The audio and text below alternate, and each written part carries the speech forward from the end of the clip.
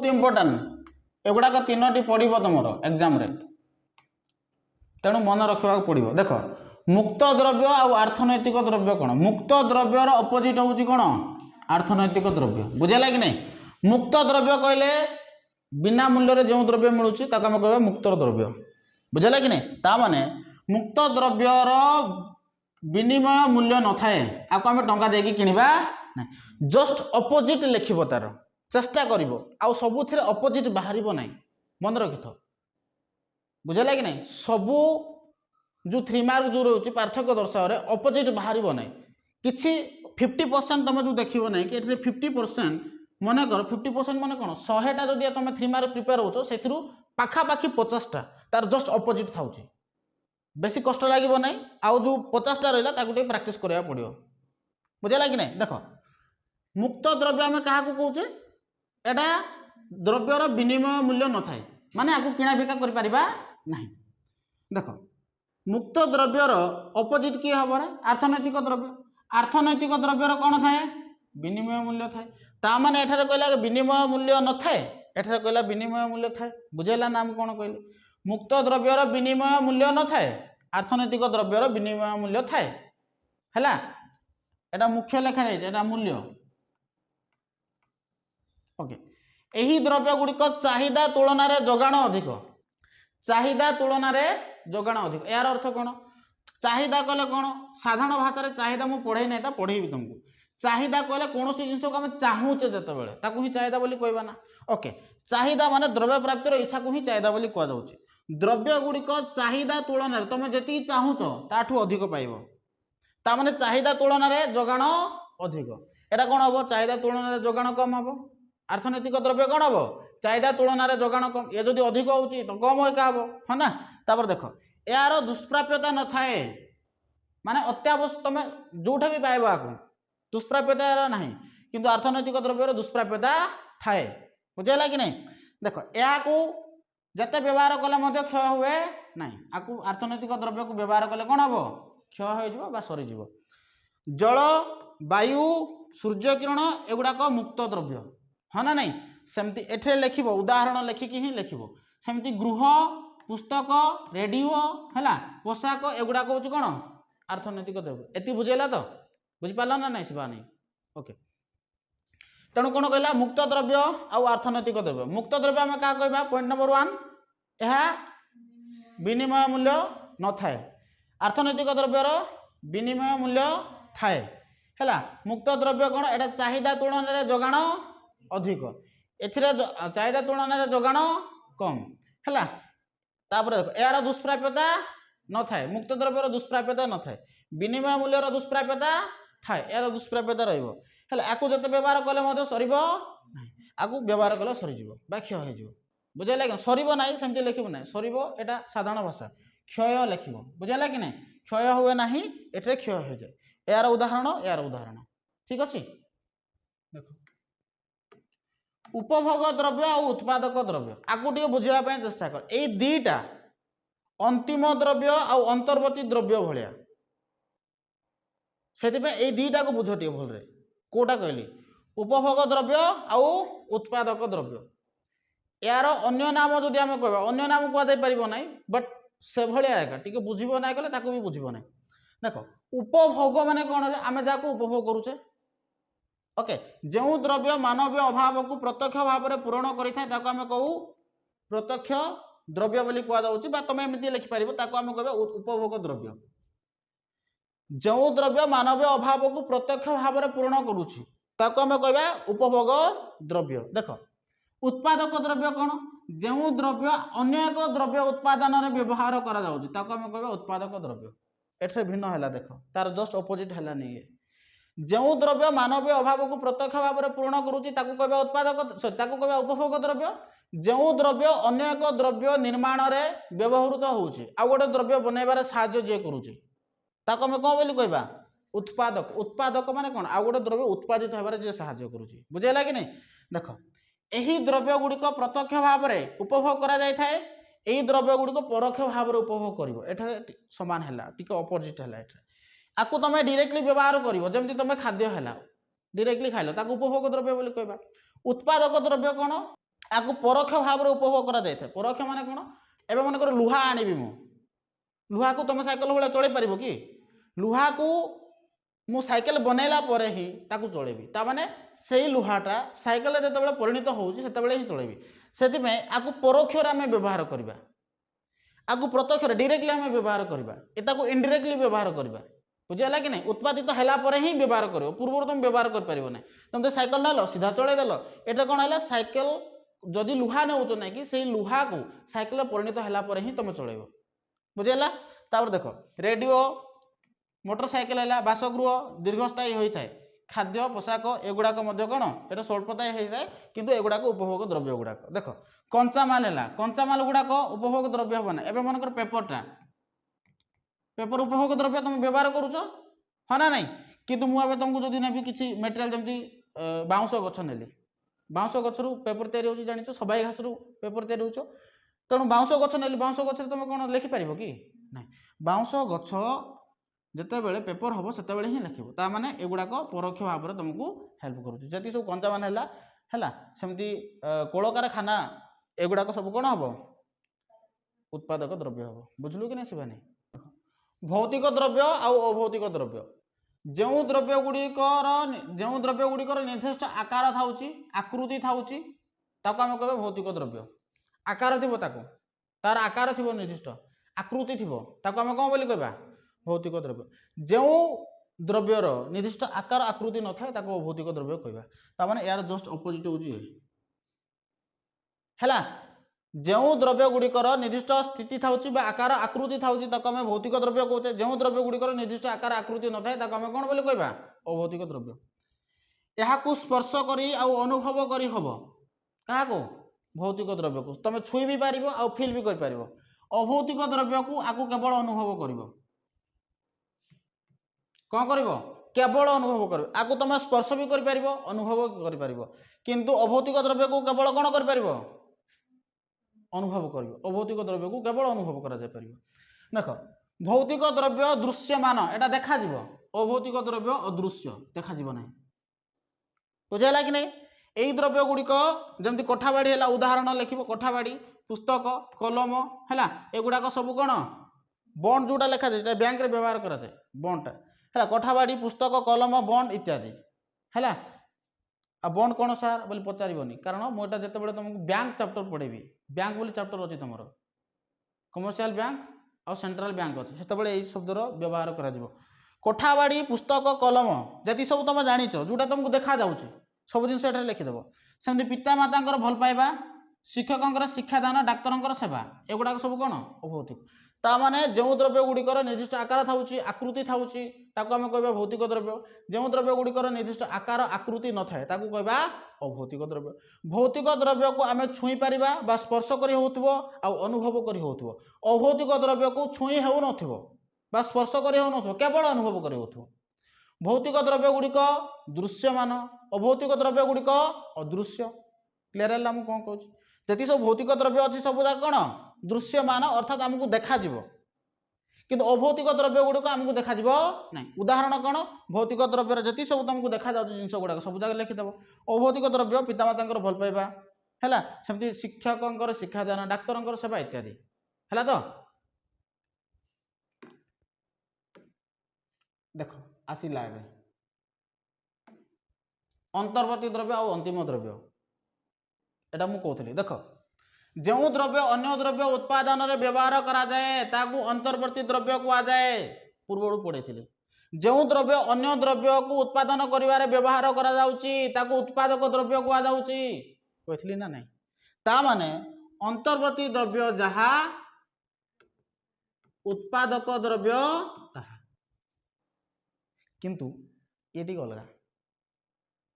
बुझेगा कि नहीं जो द्रव्य अन्य द्रव्य उत्पादन रे व्यवहार करा जाउची ताकू कोन कहवा जाउची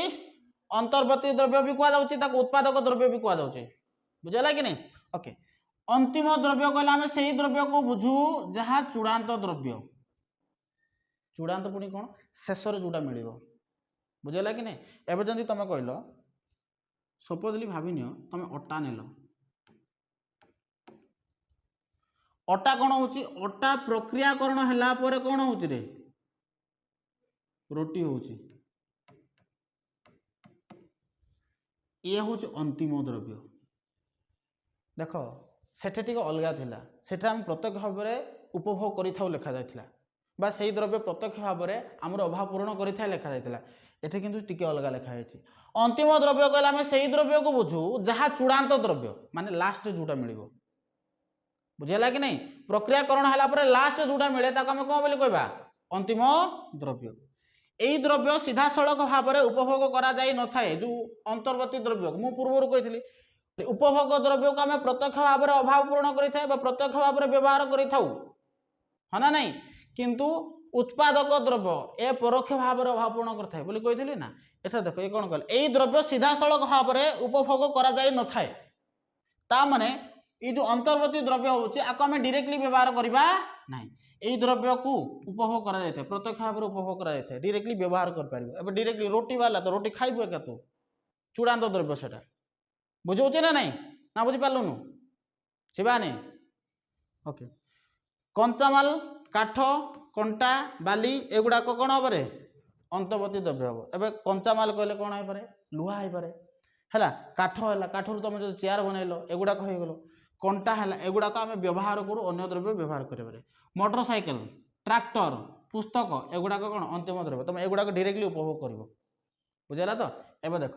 जो द्रव्य अन्य द्रव्य उत्पादन में व्यवहार करें कौचे कौन अंतर्वर्ती द्रव्य अंतिम द्रव्य कहले आम से द्रव्य को बुझू जो द्रव्य सॉरी से द्रव्य को बुझाए जहाँ चूड़ांत द्रव्य यही द्रव्य गुड़ी सीधा सड़क आम व्यवहार कर उपभोग करा किंतु अंतिम द्रव्य को सीधा सड़क भाव में उपभोग करा यार उदाहरण कंचामाल काठ कंटा बाली कागज इत्यादि है यार सेमती मोटरसाइकेल है ट्रैक्टर है पुस्तक है कलम है बुझेगा ये देख घरोई द्रव्य और सर्वसाधारण द्रव्य क्या कहवा टाइम हम ना अलग पाठ पढ़ा घरोई द्रव्य आउ सर्वसाधारण देख यार जस्ट अपोजिट ही ये पाइबा आम जो द्रव्य जड़े व्यक्ति अधीन थाए आम कह घरोई द्रव्य जो द्रव्य सरकार अधीन थाए कह सर्वसाधारण द्रव्य क्लियर है जो द्रव्य जड़े व्यक्ति मालिकाना थाए जड़े व्यक्ति अधीन थाए आम कह घरोई द्रव्य जो द्रव्य देशर अधीन थाए लिखिपार जो द्रव्य सरकार अधीन थाए लिखिपार जो द्रव्य समस्त अधीन थाए लिखिपार है किंतु एत सेत ना जो द्रव्य सरकार अधीन थाए आम कौन बोली कहवा सर्वसाधारण द्रव्य क्लियर है ये आगू जाऊँ यही द्रव्य क्षेत्र में बहिष्करण नीति प्रযোज्य आकु टिके मन रख बहिष्करण कौन एटा मल्टीपुल रे पचारुची क्यों द्रव्यर बहिष्करण नीति प्रযোज्य और क्यों द्रव्यर बहिष्करण नीति प्रযোज्य नुह उदाहरण माध्यम बतैबी तुमको बहिष्करण नीति प्रযোज्यर अर्थ ए प्रकार बुझ मोर गोटे गार्डन अच्छी कौन अच्छी गार्डन अच्छी जो गार्डन रे मु ही कौन करुच्ची से प्रकृतिर सौंदर्य को उपभोग करुच्ची बुझेगा शिवानी मनकर आसला से गार्डन को आसला सपोज शिवानी भाविन सपोजली शिवानी से गार्डन भीतर को एंटर कला देखला कि बहुत सुंदर सुंदर फूल फुटी है आठ कि गोलाप फूल से तोड़ नहीं गला नेला नहीं तोली पकेला मु देखली गाड़ी कली नेक्स्ट टाइम जब आसी जो तोर गोड़ भांगी से आउ केबे भी आसीबो नहीं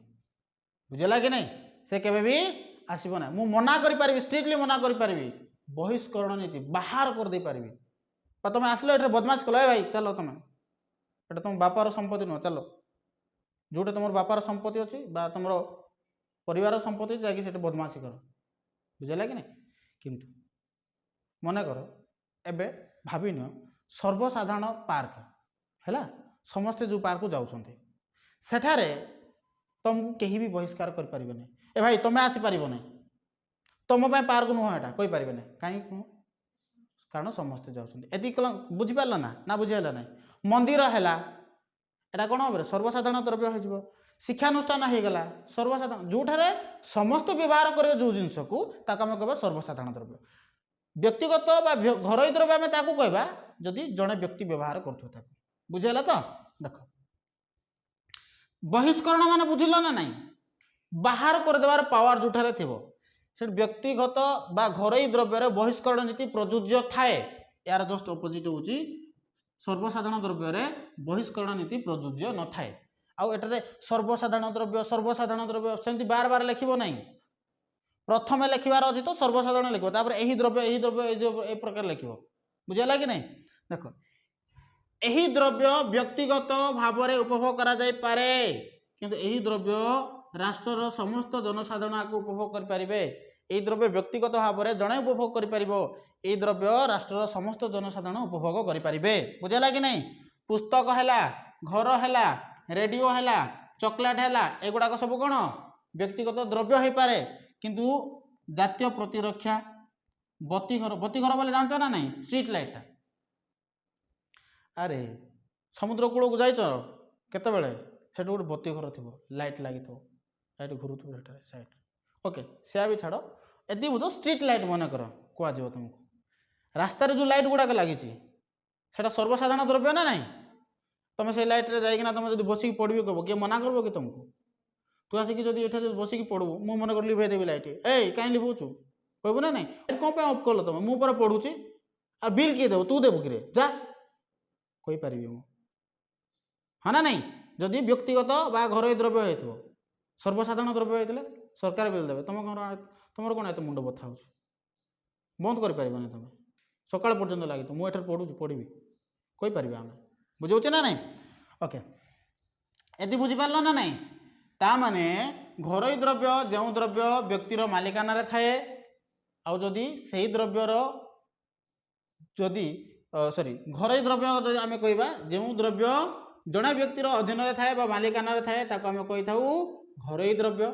सर्वसाधारण द्रव्य कहले आम से द्रव्य को बुझू जहाँ सरकार अधीन रे थाए घर द्रव्य कहले आम से द्रव्य को बुझू जहाँ जड़े व्यक्ति अधीन रे थाए इकोनॉमी भाषा एक्चुअली एमती घर द्रव्य कहले आम से द्रव्य को बुझू जहाँ सरकार सॉरी घर द्रव्य कहले आम से द्रव्य को बुझू जहाँ व्यक्तिर अधीन रे थाए ताकू घर द्रव्य कहुए लास्ट आसबती सेमती सर्वसाधारण द्रव्य कहले आम कौन द्रव्य को बुझू सर्वसाधारण द्रव्य कहले आम से द्रव्य को बुझू जहाँ सरकार अधीन रे थाए इकोनॉमी रे एमती लिखा जाए बुझे ना नहीं एटा प्रकार लिखा जाए बट एक्चुअली लिखा कथा सेमती राइट बुझे ना नहीं ओके घर द्रव्य बहिष्करण नीति प्रযোज्य थाए सर्वसाधारण द्रव्य बहिष्करण नीति प्रযোज्य नुहे बा न थाए यही द्रव्य व्यक्तिगत भाव में उपभोग करा जाय पारे जड़े उपभोग कर यही द्रव्य राष्ट्र समस्त जनसाधारण व्यवहार करेंगे सेमती तुम व्यक्तिगत द्रव्य कौन हो पारे पुस्तक हो पारे घर हो पारे रेडियो हो पारे चॉकलेट हो पारे हाँ कि नहीं ए पुस्तक जोड़ा व्यक्तिगत भाव में व्यवहार करा जाउची तुम ताको व्यवहार कल सेमती है घर है एबे रेस्ट हाउस मन कर कौन होता सर्वसाधारण द्रव्य होता मंदिर जदि होता कौन होता सर्वसाधारण द्रव्य स्कूल होता कॉलेज होता कौन होता सर्वसाधारण द्रव्य बुझेगा कि नहीं बुझीपार कि नहीं माँ आज एटा +2 आर्ट्स और vocational second year course start होती यार ना रही मिशन प्रयास 2025 एटा 2 रु स्टार्ट होती ऑनलाइन कोर्सटा यार प्राइस रही 350 पर मंथ एठे आम समस्त विषय को पढ़ेबू जी आपणकर विषय अच्छी 6टी सब्जेक्ट पढ़ा या सहित यार नोट्स पाइबे आपण एंड वीडियो लेसन मध्य पाइबे नोट्स सहित समस्त वीडियो लेसन को आम प्रोवाइड करूँ यह ऑनलाइन माध्यम क्लास होची 2-3 मार्क ठार आरंभ कर मल्टीपल सब जिन आम वीडियो माध्यम प्रोवाइड करूँ 1 मार्क है 2 मार्क है 3 मार्क सब जिनस एमती लॉन्ग क्वेश्चन आम आपण मानक वीडियो माध्यम प्रोवाइड करूँ अधिक जानापी 7657066679 और 7656935748 नंबर कंटाक्ट करूँ एठारे ऑफलाइन रो सुविधा रही जो मैंने फुलबाणी बिलोंग्स कर फुलबाणी रोचे से क्लास करें ऑफलाइन क्लास अन्य कोचिंग अपेक्षा एठारे कम फी रही तेणु जोगाजोग करूँ आउ सविशेष सूचना नियंतु।